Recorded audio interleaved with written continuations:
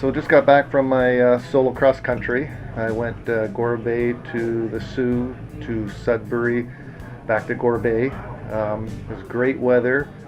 I flew to Meldrum Bay, then up St. Joe's Island and into the Sioux. I ended up talking to one aircraft on 126.7. They were in a practice zone in St. Joe's Island, so that was my first time talking to another aircraft. And then coming into the control zone, it was very busy, lots of traffic, but I got into the circuit no problem, landed, and was able to taxi and found my way to where I had to park. It wasn't too hard. So I got my book signed, then took off for Sudbury. I elected 7,500 feet, and I did a direct path to Sudbury.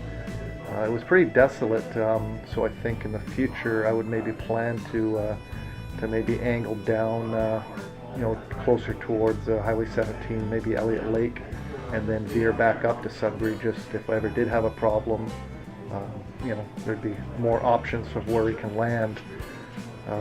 Coming into around Espanola, I ran into some clouds, so I had to veer around them, drop altitude a bit, then it opened back up, so climb back up my cruise altitude.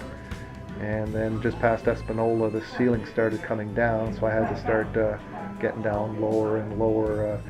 Ended up 5,500 feet coming into Sudbury, and I heard traffic calling, so I announced myself as well. And there's a student pilot in the Azilda area doing some work, and they're going to be at maximum 3,500 feet. So I told them I would remain at 5,500 until I passed them before descending down to Sudbury. Coming into Sudbury, there was another aircraft coming in, and there's a helicopter with a sling load coming in.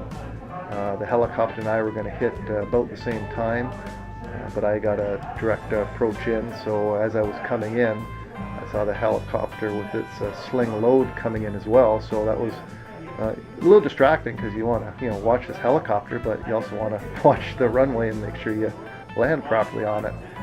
But I got down okay, taxied into to Sudbury, and air traffic Sudbury radio was talkative, asking about whether we've got a flying club in Gore Bay and how many people and planes, because we'd flown in there a few times already. So I had a chat with him, got my book stamped again, and then got ready to head for Gore Bay. So climbed out and selected 4,500 feet. Just past Sudbury, I ran into a little bit of snow or ice pellets or something, hitting the windshield. It lasted maybe 20-25 seconds, and then it was smooth sailing all the way into Gore Bay. So all in all, it was a good trip. I wasn't terribly nervous. The worst part was just once landing in Sioux and seeing where I had to taxi. But the ground control was very clear on where to go and what to do. So I announced myself as this is a student pilot on my cross country solo, so they knew that I was somewhat of a rookie, and it worked out very well, and I'm here to tell the story.